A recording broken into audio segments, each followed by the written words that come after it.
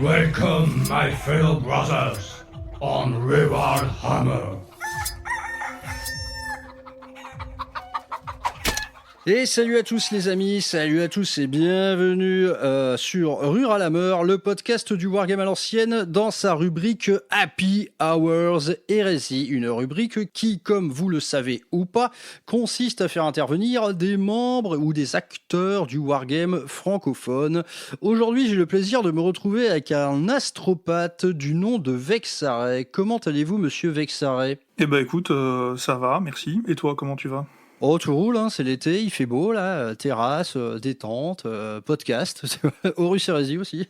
Et la canicule est derrière nous, fort heureusement. Ouais, grave, ouais, la canicule, bon, ça a été assez bref, hein. Bon, toi, tu vis à la montagne, donc ça doit être différent chez vous, la canicule, quoique, si t'es du côté Grenoble, Chambéry, etc., ça cogne beaucoup par là-bas, quoi. Ah bah, côté Annecy, flanc de montagne plein sud, t'inquiète, j'ai pris, quoi. Ouais, au moins, t'as de la flotte, quoi. Oui, des fois. Bon, bah, assez parlé de la météo. Je sais qu'on est au bistrot et que parler météo, c'est le premier réflexe de tous les arrivants. Mais aujourd'hui, bah, naturellement, on va parler de Wargame. Avant de commencer à parler de ce que tu fais sur la toile, on va parler finalement de quel type de joueur tu représentes. Alors, comment jouez-vous, Vexaray ? Est-ce que c'est casu, narratif, métagogol, joueur de Ligue 1 ? Comment ça se passe ? Eh ben écoute, à la grande surprise de nos auditeurs, je suis plutôt un joueur casu à tendance narrative. Oh, ça peut m'arriver. C'est surprenant, ça. Ça peut m'arriver de me laisser prendre par un aspect un peu optimisation du jeu, mais je trouve ça beaucoup plus intéressant si les choses sont pas d'avance connues de tous, si la solution elle est pas écrite d'avance, tu vois, et s'il faut réfléchir un peu à construire le truc. Mais dans la plupart des jeux auxquels je joue, effectivement, comme j'ai pas cet aspect-là de créativité, tu vois, dans l'optimisation, Ouais. Je passe complètement à la trappe cette option-là et je me concentre sur le narratif ou par défaut effectivement le casu, puisque comme tout wargamer qui se respecte, je joue à beaucoup de jeux différents et qui dit beaucoup de jeux dit impossible de les maîtriser suffisamment pour jouer en optimisé en soi. Ouais, donc t'es un peu du type touche à tout, curieux. Bah, parle-nous justement de ça. C'est à quel jeu joues-tu ? En ce moment, je joue beaucoup à Age of Sigmar. J'aime beaucoup la 4e édition. Je la trouve vraiment cool. Donc je joue avec les copains et puis je projette incessamment sous peu d'attaquer une super armée de Caradron avec une super conversion. Dans ma tête, c'est beau, on en parlera que quand on aura réalisé les premières conversions, voir si ça passe. Ouais, parce que là, putain, faire du kit bash de Caradron, c'est pas forcément une mince affaire, ça. Ouais. On partirait sur des inspirations un peu Eldritchienne, Cthulhu, l'indicible, donc on verra bien. Je vais profiter du fait que les figurines sont déjà très fortement déshumanisées pour jouer sur ce côté horreur cachée. Ok, et du côté du 41e millénaire, est-ce que tu pratiques ? Pratiquer, c'est un bien grand mot. Puisque ma dernière partie doit remonter à celle que j'ai fait en boarding action pour les rapports de bataille sur la chaîne. Et avant ça, les dernières parties de 40K que j'ai fait, ça devait être l'été dernier pour une campagne narrative dans une asso locale où je me suis retrouvé à jouer chaque partie contre des armures énergétiques, quoi qu'il arrive. Et notamment, j'ai en mémoire une partie contre un joueur sœur de bataille, hein, donc on a vraiment un maître de campagne qui écrit des histoires, qui fait des scénarios, etc., en mode c'est narratif, machin. Très bien. Et le joueur m'a sorti, donc en 1000 points, Morvenval, 3 parangons, le rhino avec les arcoflagellants dedans, les Séraphines, ouais, laisse tomber. Ah ouais, donc c'est la petite campagne narrative, mais sans la liste restrictive qui te protège de ce genre d'horreur, quoi. Bah c'est ça. Disons que il a manqué une étape dans l'organisation du truc, ce qui fait que celle de cet été, j'y ai même pas touché avec un bâton, malgré toute la sympathie que j'ai pour l'organisateur. Donc tu ferais partie quelque part de ces déçus du 40K ou pas? Euh, oui, je pense que c'est difficile de répondre non. Après, je mettrais peut-être des comment ça s'appelle? Des guillemets sur le oui, puisque je suis un peu en train de faire le deuil du fait que le 40K que j'ai aimé par le passé n'existe plus en tant que tel. J'en ai beaucoup parlé sur ma chaîne, disséminé au travers de pas mal de vidéos, mais surtout une qui traite du grand schisme de pourquoi Warhammer c'était mieux avant. Ce coup-ci en expliquant les raisons et notamment en abordant le côté de ce qui me gêne le plus, au-delà de l'espèce de mélange abscon d'abstraction et de réalisme des règles, c'est les pratiques des joueurs, de la communauté des joueurs qui a énormément changé. Où on est passé d'une époque ouais, un peu à la débrouille, un peu chacun faisait à sa sauce. Quand on faisait une armée, on la personnalisait. Pas systématiquement, mais c'était très souvent, c'était notre armée à nous, qui était absolument pas interchangeable avec celle des autres. Pas mal de pratiques autour du jeu aussi, le fait de construire sa liste avec son adversaire, le fait de faire des jolies tables, autant que faire se peut. Tout ça, c'est des choses qui ont changé et dans lesquelles je me retrouve pas. Ce qui fait que 40K, j'ai beau le porter dans mon cœur, le jeu ne me convient plus en l'état. Ouais, bah, je te rejoins un peu dans l'analyse concernant en fait le jeu, c'est ce que les gens en font. Et c'est vrai que finalement, il y a beaucoup plus de tort entre guillemets à mettre du côté de la communauté 40K plutôt que du jeu en lui-même, même si bon, l'optique de l'éditeur elle a changé. En vrai, c'est difficile de porter un jugement définitif sur le truc parce que il y a énormément de gens qui se disent ouais 40K ça ne s'adresse plus qu'aux compétiteurs, aux tournoyeux, etc. Mais quand tu regardes ce qu'est 40K dans les éditions de Game Workshop ne parle jamais finalement de jeux compétitifs. Quand tu ouvres un White Dwarf, il n'y a rien de près ou de loin qui ressemble à la méta.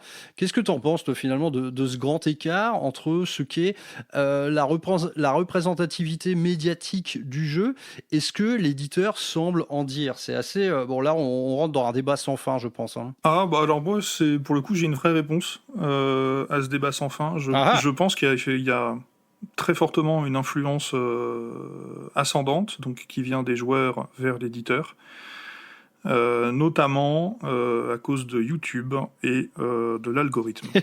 Ouais. C'est pas faux. Ouais. C'est-à-dire que, en fait, on se retrouve quand on veut vivre d'une activité sur YouTube, il faut une certaine régularité dans ce qu'on propose. Et qui dit une certaine régularité dit qu'on va chercher à optimiser le temps qu'on va y passer. Et qui dit optimisation du temps passé à la production dit qu'on va chercher des éléments réutilisables d'une partie à l'autre. Et c'est là qu'on se retrouve avec d'un côté le jeu un peu casu, narratif, avec des petites règles inventées, avec des jolies tables, avec etc., qui vont nécessiter un temps supplémentaire, que ce soit de modélisme, d'écriture, d'adaptation, etc. Ou, face à ça, partir sur du jeu qu'on appellerait jeu égal, où en fait on va utiliser le même canevas de scénario, le même canevas de table de jeu, en boucle avec une certaine régularité pour justement économiser du temps sur tout l'aspect création, modification, etc. Ouais, donc quelque part c'est un peu le choix d'une facilité quoi. Ouais, et en même temps je peux pas blâmer le processus et les gens qui se sont lancés là-dedans, d'autant plus que je suis à peu près certain que c'est quelque chose qui leur parle et qui leur plaît de base. Mais il se trouve que à force de jouer toujours sur les... alors, je sais pas combien il y a de scénarios à chaque saison, mais mettons il y en a 10, tu vois. À force de jouer toujours sur les mêmes 10 scénarios quand tu fais 2-3 parties par semaine, bon, l'ennui pointe quand même assez vite le bout de son nez. Ouais. Donc naturellement, tu vas chercher à soit à varier les listes, ce qui demande parfois un petit effort de créativité ou de restriction personnelle, soit prendre l'autre voie, qui n'est pas contre laquelle j'ai pas de grief particulier, hein, mais qui est de se lancer dans celui qui deviendra le meilleur pour rendre les parties les plus intéressantes possibles, puisqu'elles manquent un peu d'intérêt par nature. Et donc opter peu à peu sur la voie du compétitif, ou du moins du jeu égal qui y est assimilé. Ouais, bah tout à fait. Quand on reste en fait dans ce carcan du match play, c'est vrai on fait naturellement assez vite le tour, bah, comme je pense toi et moi, on s'en est rendu compte via parce que ce que sont par exemple des parties associatives. Moi honnêtement, le match play, ça ne m'amuse plus des masses. Et donc c'est vrai que pour durer dans le temps avec ce format-là, finalement, à part pousser les curseurs, il n'y a pas grand-chose d'autre à faire, quoi, que comme tu dis, devenir le meilleur et carrément aller choper son billet doré pour aller à Atlanta. C'est ça. Après, je tiens quand même à préciser que j'ai rien contre les compétiteurs. Ouais, la même. Hein. Franchement, tant qu'ils s'éclatent, ils s'éclatent. Moi, comme je l'ai dit en intro, je peux aussi me laisser happer par l'optimisation.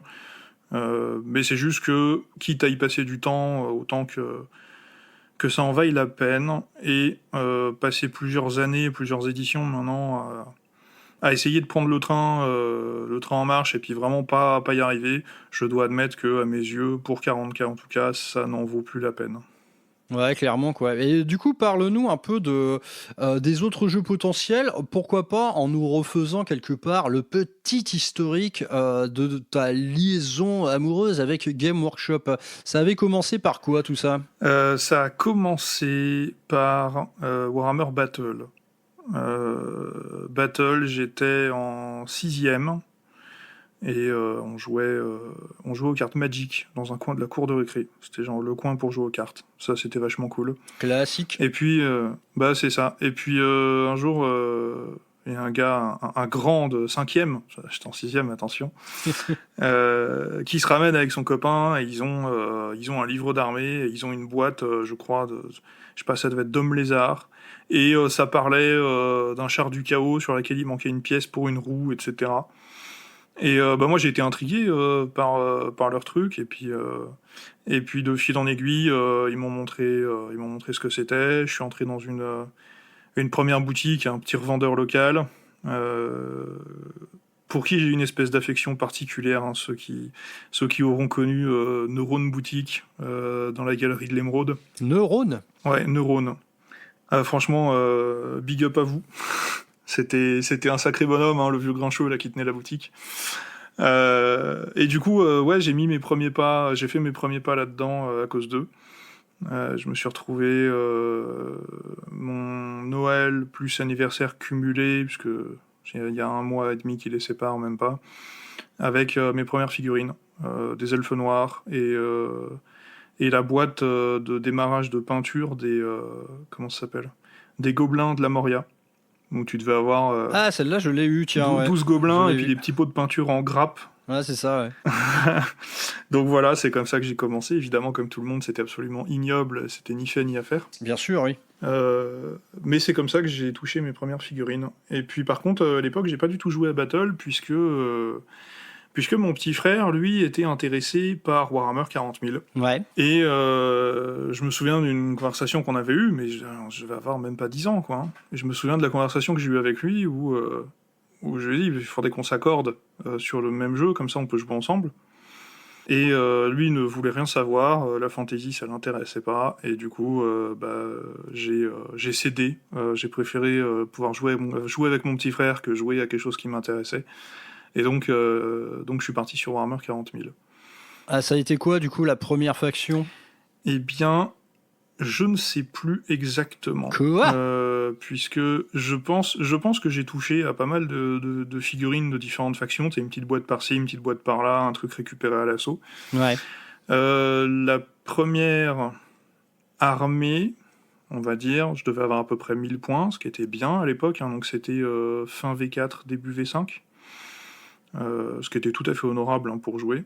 Ça devait être les Tyrannides. Ah, ouais, d'accord. J'avais fait un schéma à la peau beige et à la carapace verte.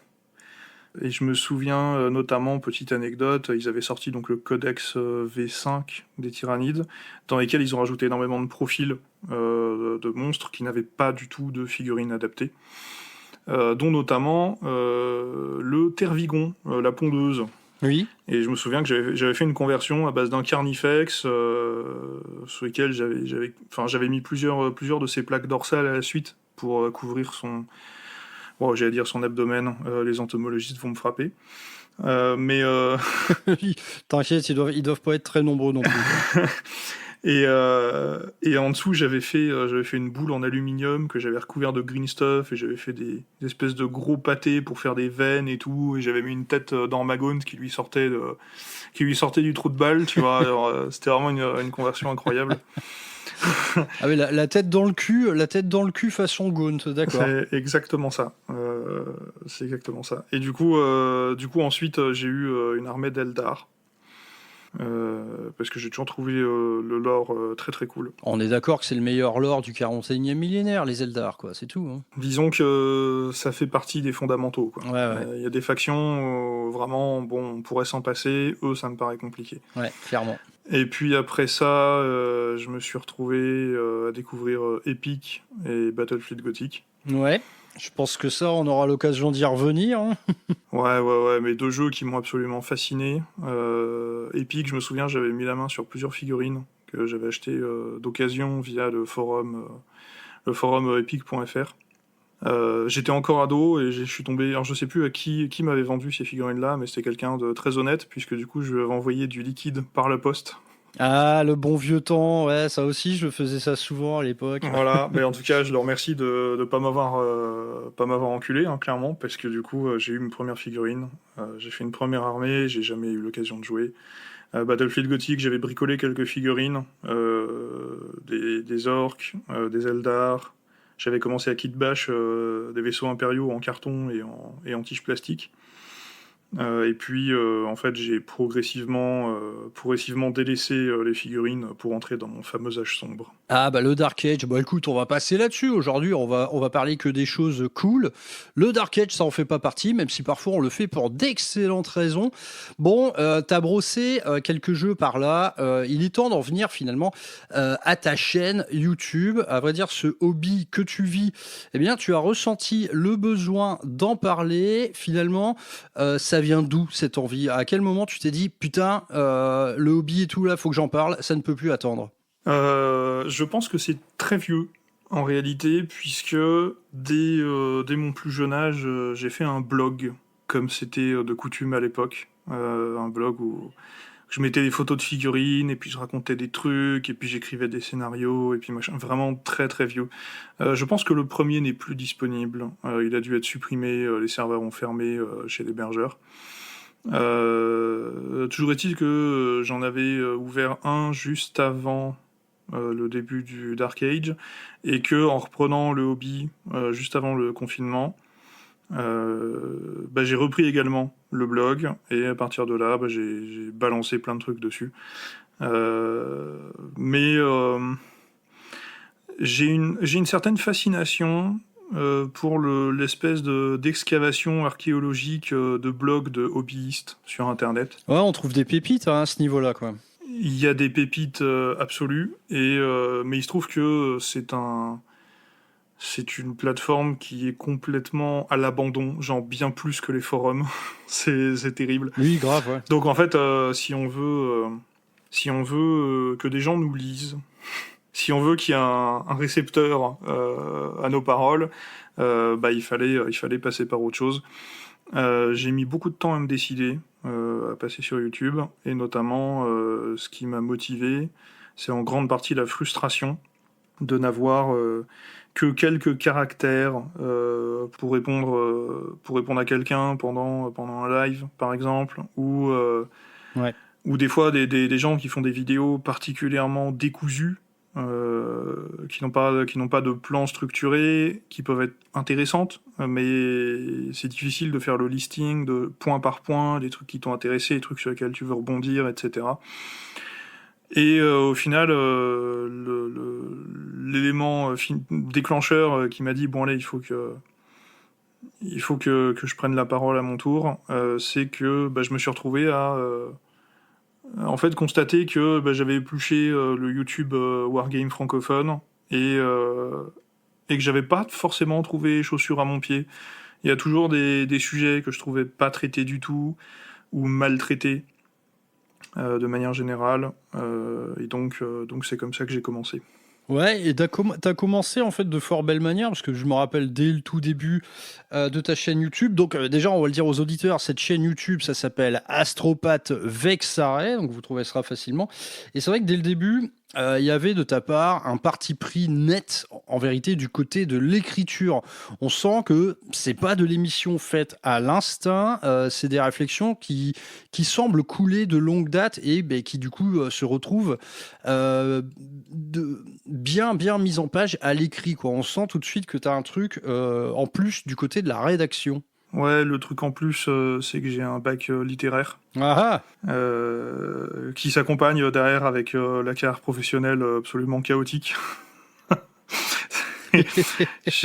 Bah ouais, putain, mais moi c'est ce qu'on me disait au lycée, si tu fais L, mec, t'auras pas de boulot. Il y a un peu de ça, alors il y a d'autres raisons qu'entrent en jeu, mais disons que j'ai un CV à trous, quoi. Je laisse toujours mes recruteurs le compléter à l'envi.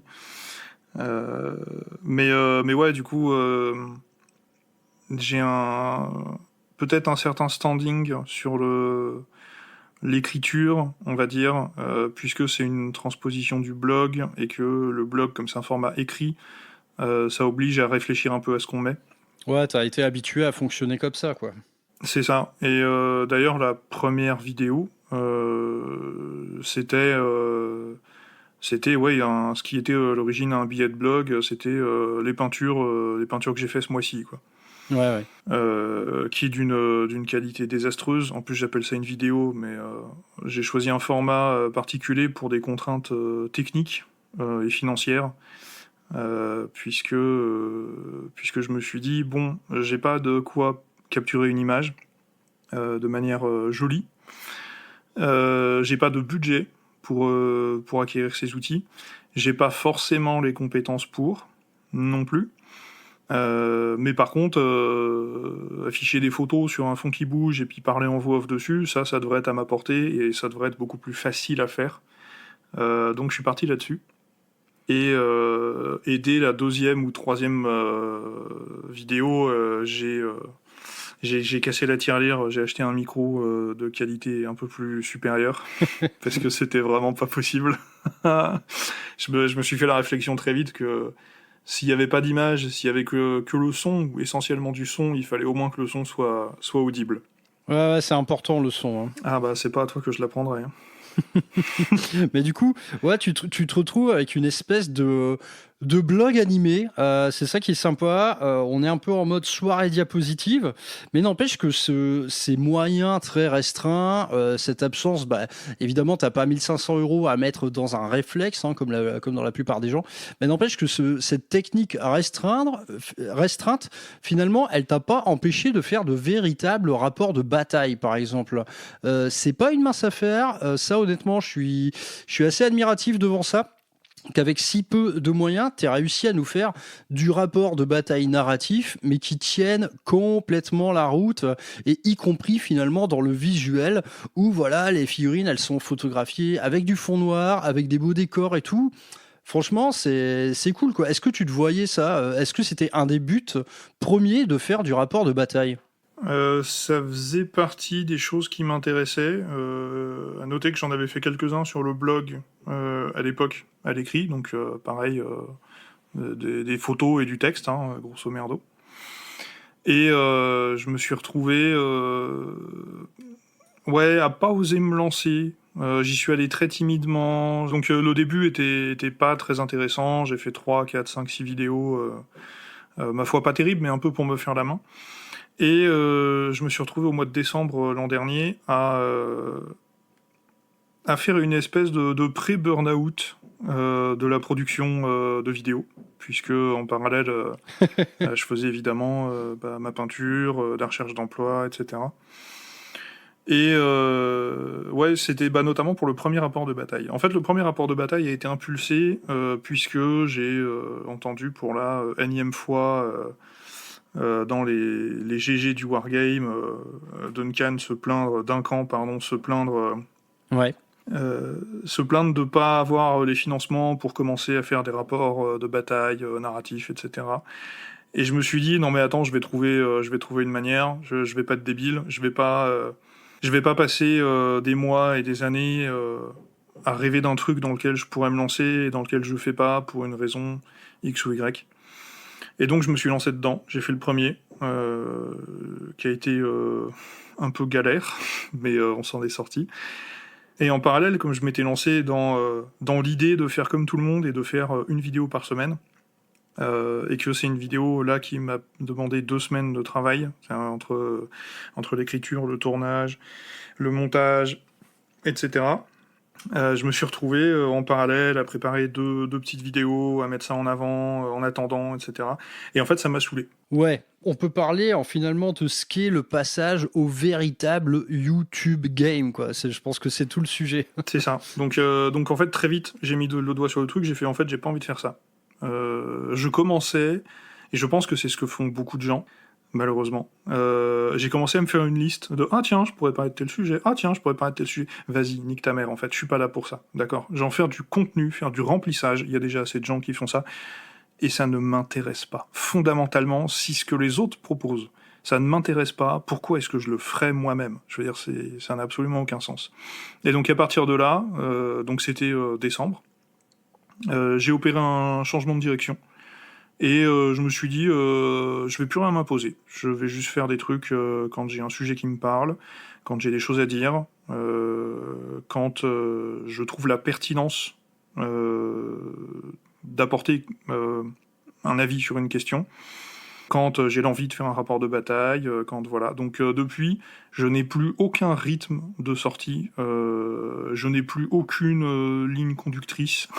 Même si dans les quelques dernières vidéos qu'il y a eu, je vois quand même qu'il y a un schéma qui se répète un peu dans l'approche des sujets, dans la construction, l'analyse du truc, etc. Il y a des gens qui ont commencé à vraiment parler d'analyse dans les commentaires de ces vidéos. Quelque part, derrière tout ça, même si tu as un planning un peu anarchique ou du contenu complètement protéiforme, ça n'empêche pas d'avoir un véritable ADN derrière, quoi.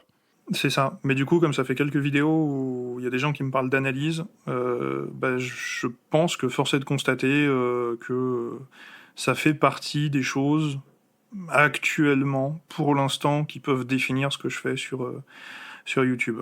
J'aimerais notamment beaucoup faire d'autres rapports de bataille narratifs, mais c'est quelque chose qui prend beaucoup de temps.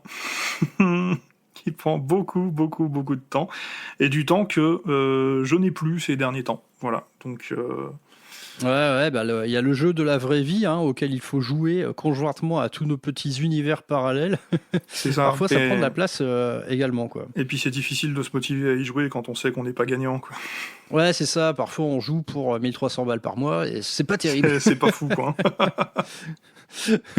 Et du coup, outre tes petites particularités, c'est-à-dire une certaine mise en avant de l'écriture, des contenus très variés, parfois tu avais fait une émission où tu parlais carrément de politique, donc c'est le genre un peu des sujets plus sociétaux.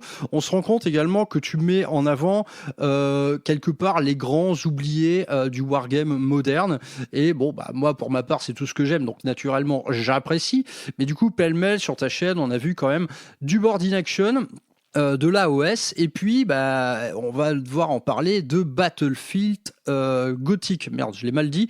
Battlefield Gothic. Bon, j'arrive pas à le dire. Bref, parle-nous un petit peu de ce jeu de vaisseau sur lequel tu as fait une mise en avant assez radicale récemment. Je pense que c'est dans le top 3 des jeux que Games Workshop a pu produire. Ouais. Fin.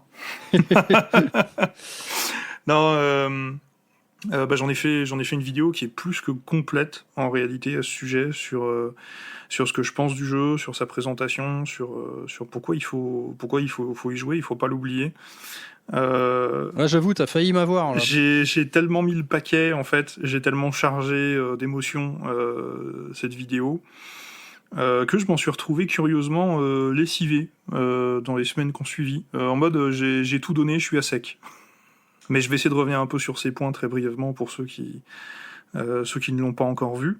Là, il y a un parti pris très fort, c'est que Battlefield Gothic, tu parles d'un jeu finalement qui officiellement n'existe même plus, mais auquel tu continues à jouer et tu donnes en fait aux gens le moyen de le faire, c'est-à-dire par tout un tas de trucs, des règles écrites par des communautés, des gammes en figurines alternatives, etc. Donc un véritable wargame à l'ancienne, si on peut dire. Bah c'est ça en fait. Dedans, je donne les clés aux gens pour y jouer. Je leur présente le jeu et son histoire.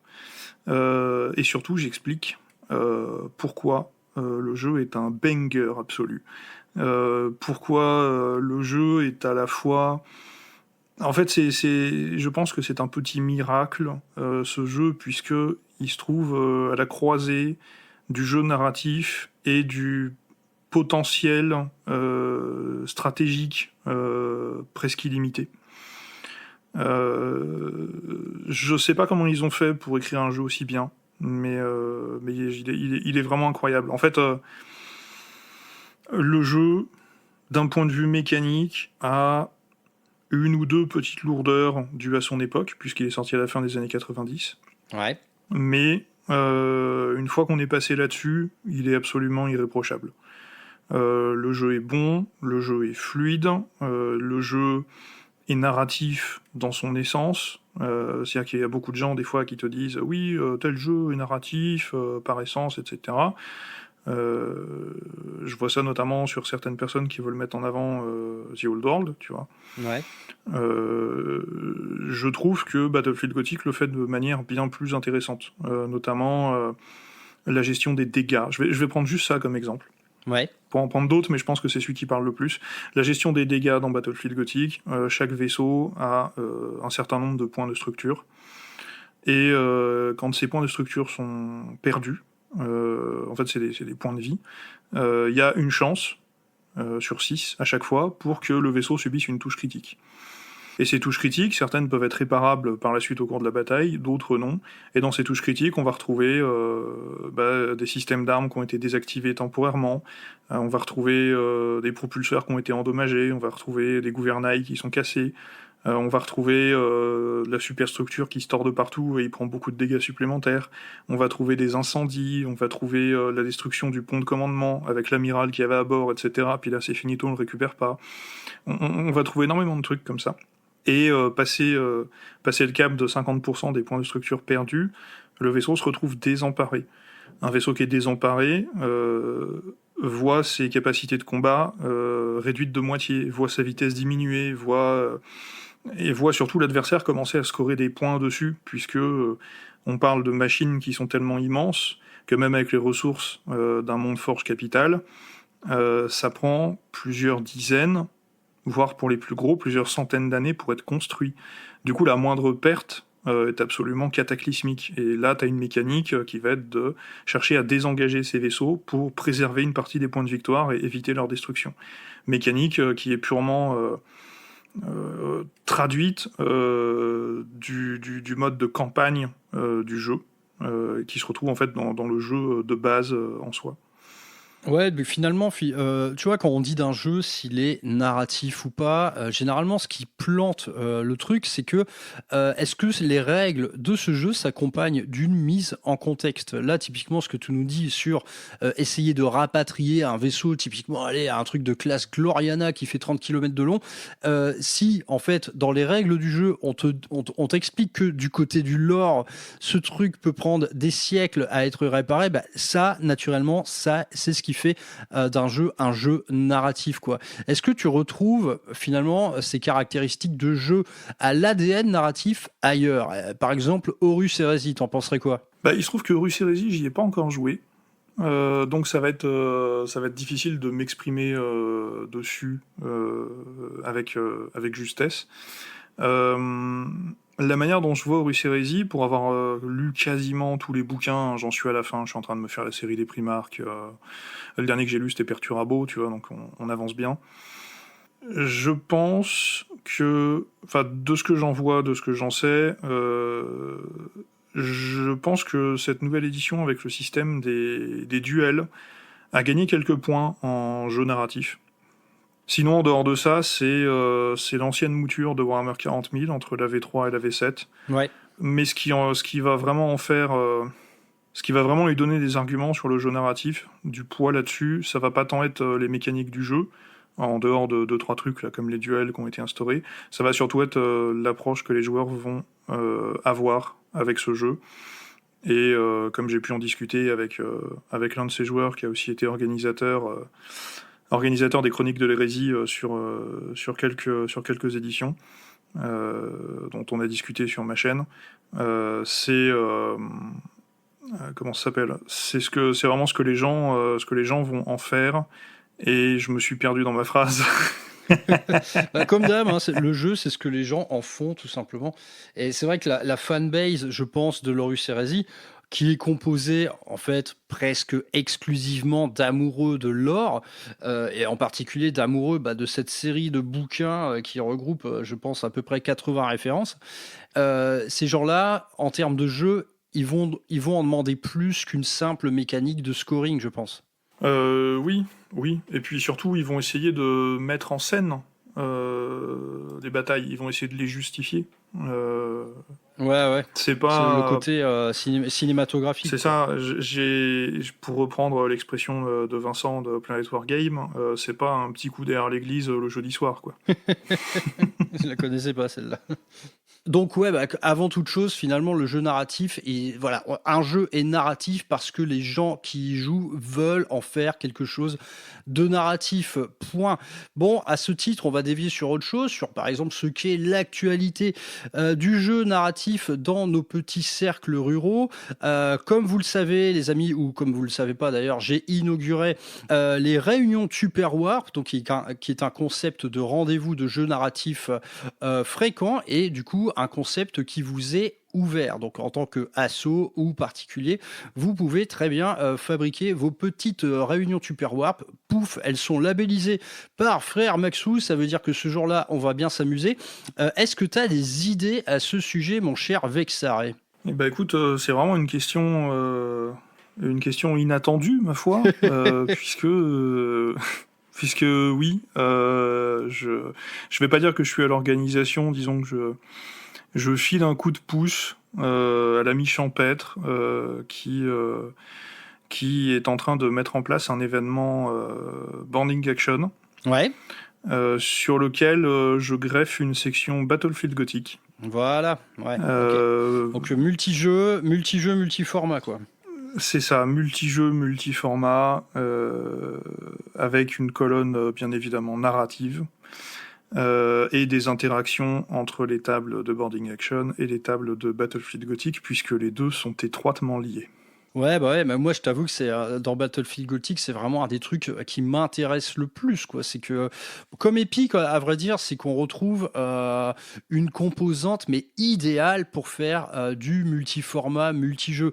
Évidemment, on joue à des vaisseaux, donc certes, c'est un jeu où les vaisseaux vont se tirer dessus l'un l'autre, mais il y a également potentiellement des torpilles d'abordage desquelles vont émerger des escouades entières qui vont vouloir s'emparer de l'enginarium du vaisseau adverse. Toi, tu vois ça comment ? Est-ce que ce genre de truc te donne des idées en particulier ? Oui. Alors après, c'est quelque chose qui est peut-être plus facile à faire quand tu fais une simple campagne avec des copains que quand tu organises un événement. Ce que je peux donner comme info, c'est que ça devrait tourner autour de la transformation d'un Space Hulk en arche fatidique par Vashtor. Ah putain, mais l'ami Champêtre, évidemment, c'est un fanboy de Vashtor, évidemment qu'il allait parler de ça, quoi. Et oui.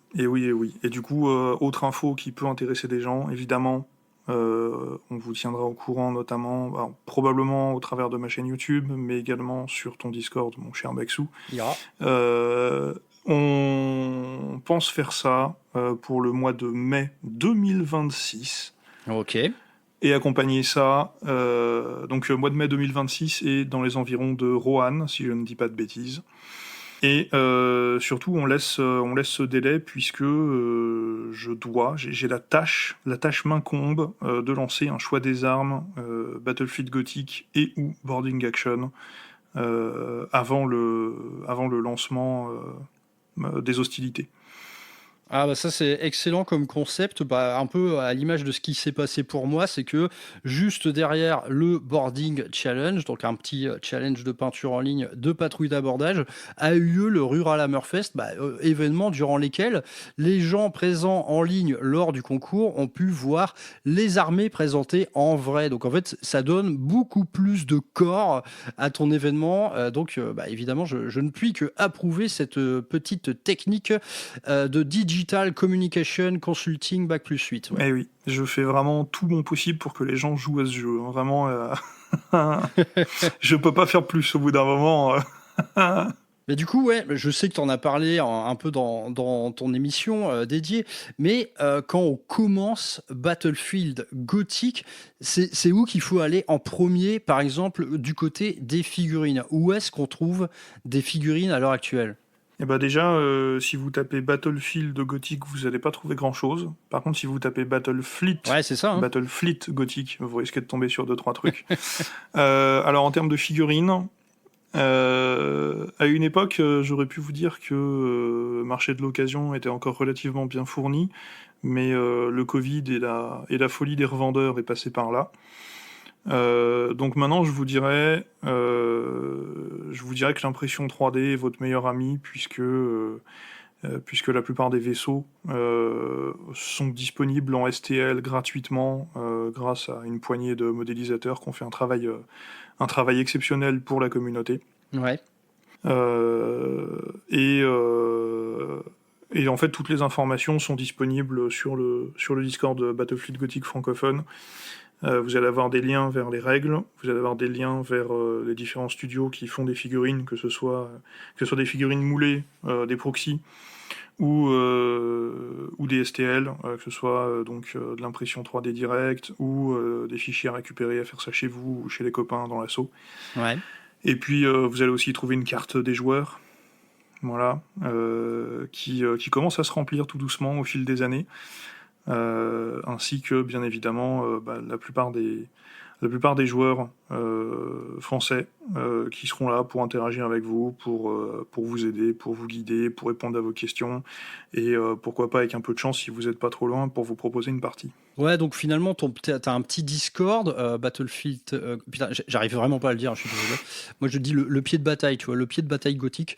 Ton petit Discord, finalement, il sert pas mal d'annuaire à tout ça, quoi. Outre on va trouver les créateurs, les joueurs, les règles, les compagnies, quoi. Ouais, alors à noter que c'est vraiment le Discord Battlefield Gothic. Moi, j'y ai un rôle d'administrateur, sans être le propriétaire du Discord, pour l'animation, la gestion du truc. Ouais. Un jour, ce sera plus moi, un jour, ce sera quelqu'un d'autre. Et surtout, un jour, je ferai un Discord lié à mon activité sur YouTube. Ouais. Mais ce jour n'est pas arrivé. Ah, ça rajoute encore une petite couche de travail supplémentaire, un Discord, on va pas se mentir. Hein. Et oui, et puis surtout que je suis très bien à squatter sur le tien. Tous les gens sympas y sont. Pourquoi j'en ouvrirais un autre? Ouais, c'est vrai que moi, à force de côtoyer les Discords, tu sais, un peu en forme de bistrot, finalement, tu retrouves un peu les mêmes têtes un peu partout. C'est vrai que parfois, j'ai le sentiment de Discord un peu doublon. Faudra un peu innover à ce moment-là. Bon, en tout cas, c'est bien noté pour cette réunion Super Warp Battlefleet Cross Boarding Action. Putain, bon là, évidemment que je ferai le déplacement. Hein. J'ai pas trop le choix en vérité. J'ai hâte que vous nous en disiez plus avec l'ami Champêtre, que je salue d'ailleurs. C'est tout à fait cool. C'est un projet, je pense, de longue haleine, mais je pense que c'est bien que tu le prévois longtemps à l'avance parce que côté écriture, ça va représenter pas mal de boulot. En tout cas, ravi d'accueillir ce genre d'événement multi-jeux au sein des réunions Super Warp. J'ai hâte. Bon, écoute, maintenant, plus léger, on va partir du côté de ton planning. Comment ça se passe de ton côté en ce moment en termes de modélisme, de peinture? Est-ce que la pile de la honte se gère bien ou est-ce que tu as mis le doigt dans un engrenage duquel tu n'arrives plus à sortir? Écoute, je dirais que le delta est neutre entre les figurines acquises et les figurines peintes qui vont rejoindre la vitrine. Depuis quelques mois, j'arrive à me tenir à peu près, puisque il y a bientôt un an, je me suis dit, allez, d'ici la fin de l'année, je termine tous les projets en cours qui sont pas finis. Ah bah très bien ça, la discipline quoi. Oui, oui, oui. Bon, alors après, c'était il y a 8 mois que j'étais censé finir. Actuellement, mon micro est surélevé en étant posé sur une boîte de Star Wars Shatterpoint de la Clone Force 99 que j'ai acheté le jour de sa sortie, donc il y a un peu plus d'un an. Ce qui peut te donner un état du succès du projet peut-être un peu trop ambitieux. Non, mais en fait, cette année, j'ai terminé mon armée de démons de Slaanesh multi-jeux. Ouais, et puis elle est très belle d'ailleurs. Merci beaucoup. J'ai peint quelques figurines à droite à gauche pour des projets annexes, pour des trucs à terminer, et je me suis lancé il y a peut-être 2 mois, 3 mois maintenant, dans la peinture d'une armée pour Epic, jeu que j'ai mentionné un peu plus tôt, puisque je suis parti sur les chevaliers impériaux. Ouais. Ouais, puis tu l'as pas fait à moitié cette armée, on dirait bien. Hein. Ouais, ouais, ouais. En fait, je me suis pas orienté sur Légion impérialiste puisque je pars du principe que s'ils veulent que je joue à leur jeu, il faudra au moins qu'ils aient la décence de me fournir un bouquin qui est traduit. J'avoue. En revanche, il est des jeux épiques qui sont en français, d'anciennes éditions ou d'anciennes éditions qui ont été reprises et plus ou moins modifiées, comme Epic Armageddon et surtout Net Epic Palladium. Ouais. Et donc, je suis parti du principe que j'allais plutôt faire une armée qui était plutôt basée sur ces 2 jeux en termes de quantité, de figurines, d'exemplaires, etc. Et donc, cette armée avance. Elle avance même plutôt bien, puisque ce week-end, là où on enregistre, je suis en train de... Je suis un peu sur la dernière ligne droite avec les quatre chevaliers de classe Acastus qui vont clore l'armée. Excellent. C'est-à-dire deux Porphyrion et deux Astérius. Il dit celui-là, j'oublie toujours son nom, c'est pas possible, hein, c'est incroyable. Ah mais moi je les retiens jamais, ces deux-là, je les retiens jamais quoi. Ouais, ça finit par rentrer. Ça finit par rentrer à force d'avoir le pinceau dessus. Et ouais, c'est un choix d'armée. C'est un choix d'armée qui a été surprenant, puisque j'ai passé des années à dénigrer un peu l'armée des chevaliers impériaux, ne comprenant pas vraiment l'intérêt d'un point de vue narratif, d'un point de vue jeu, d'un point de vue modélisme aussi, j'ai toujours trouvé ça un peu discutable. Et puis, c'est en lisant Les Résidorus, un tome 9, Mechanicum, que j'ai commencé à trouver les chevaliers impériaux intéressants. Un des meilleurs, ouais. Et puis donc à creuser un peu le sujet, et jusqu'à tout doucement tomber amoureux de la faction, dans son lore, d'avoir quelques... Enfin, de comprendre, en fait. Les comprendre et apprendre à les apprécier. C'est un mets de fin gourmet, si je peux me permettre. En fait, c'est vraiment l'aspect Don Quichotte qui m'a parlé, des chevaliers complètement zinzin, des nobles qui sont à l'intérieur, qui pètent des câbles et qui ont des visions à cause de l'empreinte spirituelle des précédents pilotes qu'il y avait dans la machine. Ouais, puis il y a ce côté un petit peu aussi en guerre contre la modernité qui est sympa, quoi. C'est ça, il y a plein de thématiques qui sont pas toujours prévalentes, mais dont la somme est vachement intéressante. Et donc, ouais, je suis parti sur cette idée de faire cette armée dans un premier temps pour l'échelle épique. Et il n'est pas impossible qu'un jour je rejoigne je rejoigne Horus Heresy par la très grande porte, avec un portage de cette armée en 28 mm. Yes, là c'est pas une mince affaire. D'ailleurs, à Horus Heresy, du coup, on ne trouve que les châssis de type plus grand, quoi. On trouve pas encore le châssis Questoris, si mes souvenirs sont bons. Si, bien sûr, il est dans le jeu. Ah ouais, donc ils y sont encore, quoi. Ouais, Ils y sont encore. Ouais, il y a pas que du Non, Cerastus, pas du quoi. tout. Et donc ils y sont absolument tous. Il y en a plus qu'à 40K si on exclut les Legends. Si on met les Legends, ça doit être exactement les mêmes. Ouais. Et j'ai cru comprendre qu'avec cette 3e édition, ils allaient être moins restrictifs. C'est-à-dire qu'ils allaient pouvoir être joués de manière autonome et non plus comme étant un détachement au sein du Mechanicum. Ouais, ils ont eu leur propre livre d'armée, donc leur propre libère, et dans ce libère, en fait, tu as tout à fait moyen de jouer, en plus de ta faction, des détachements alliés. Donc en fait, les choses sont faites de manière à avoir une liste thématique du feu de Dieu, à aligner plusieurs types de chevaliers, accompagnés de un ou plusieurs détachements spécialisés, par exemple en maintenance de ces robots du Mechanicum. Là, je pense qu'on peut cocher la case projet tout à fait bandant, quoi. Hein. Oui. Et c'est tout à fait le projet qui est dans les cartons pour les 2 échelles de jeu. Excellent. Écoute, moi aussi, vu que je commence un petit peu à Horus Heresy, nul doute qu'un jour, on aura peut-être l'occasion de se faire un bon vieux 3000 points. Eh bien, ce sera avec plaisir. Ouais. Écoute, mon ami, avec Sarah, je pense qu'on a quand même pas mal fait le tour. Est-ce que tu peux nous dire, est-ce que tu as des choses à nous teaser concernant le futur de ta chaîne? C'est quoi le programme là pour 2025-2026? Le seul élément un peu butoir que j'ai, c'est qu'il va falloir que je fasse une vidéo d'annonce et d'explication de l'événement qu'il y aura au mois de mai. Grave, ouais. En dehors de ça, j'ai commencé à travailler sur 2-3 scripts différents sur des sujets un peu profonds, mais sur lesquels j'ai soit pas encore trouvé le bon angle d'attaque, soit sur lesquels j'ai pas eu le temps de me plonger dedans ces dernières semaines. Donc les choses viendront quand elles viendront. Voilà, t'as tout à fait raison. Le meilleur moyen de faire ça, c'est de ne pas se mettre la moindre pression à ce sujet, quoi. De toute façon, la passion, même si t'es dans des périodes où t'as pas le temps ou quoi, un jour finalement l'envie de parler, elle sera plus forte.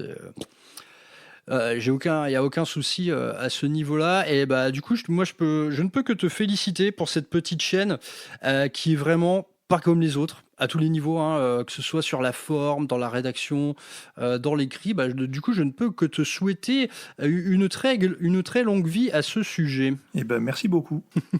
Je t'en prie. Et puis de toute manière, je pense qu'on continuera à collaborer sous une forme ou une autre. Déjà, je suis très content qu'il y ait une réunion Super Warp avec ce niveau quelque part d'ambition. Donc force à vous deux, donc toi et l'ami Champêtre. J'ai hâte de voir ce que ça va donner. Naturellement, tu peux compter sur moi pour la logistique, les petits coups de main et tout ce qu'il faut. Et d'ici là, porte-toi bien. Je pense que de toute manière, on finira par se croiser en vrai. Et également, merci à toi pour ta participation sur le Discord de Ruralamer. Tu fais partie de ces gens qui font tout à fait vivre le podcast. Donc, il n'était que justice que tu sois invité derrière le micro. Merci de m'avoir invité. Ça faisait des mois que j'attendais ça.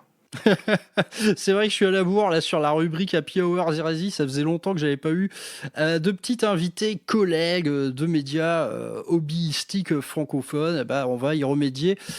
Tu vas sans doute réouvrir une longue saison de Happy Hours Heresy. Et du coup, toi de ton côté, tu peux nous teaser quel est ton prochain invité? Ah non, non, je peux pas. En vrai, je peux vraiment pas. Je peux vraiment pas parce que j'en ai deux, trois qui se battent comme dans un panier de crabes là et je sais pas qui passera en premier. Ok. Non, là je peux pas le dire encore.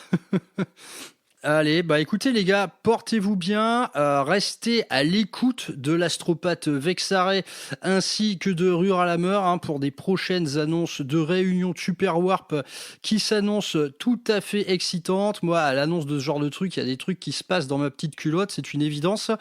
Portez-vous bien, continuez à profiter de l'été, allez dire coucou à Vexaré du côté d'Annecy pour vous faire des petites initiations à Battlefleet. putain, je l'ai bien dit. Battlefleet Gothic. Ce jeu à surveiller. Moi, honnêtement, je suis jamais fermé à l'idée de m'y mettre un jour. Hein. On verra ça en temps voulu. Mais en tout cas, restez à l'écoute, les gars. Portez-vous bien. Allez naturellement vous abonner à la chaîne de Vexaray, donc Astropathe Vexaray sur YouTube. Je vous dis à plus tard, longue vie à Astropathe Vexaray. N'oubliez pas l'Hérésie Challenge, il est temps de peindre vos armées d'Horus Hérésie, bande de feignasses. Et on se retrouve très vite. Ciao. Vas-y, dis-nous un petit coucou juste. Ouais, coucou. Parfait. Allez, je stoppe.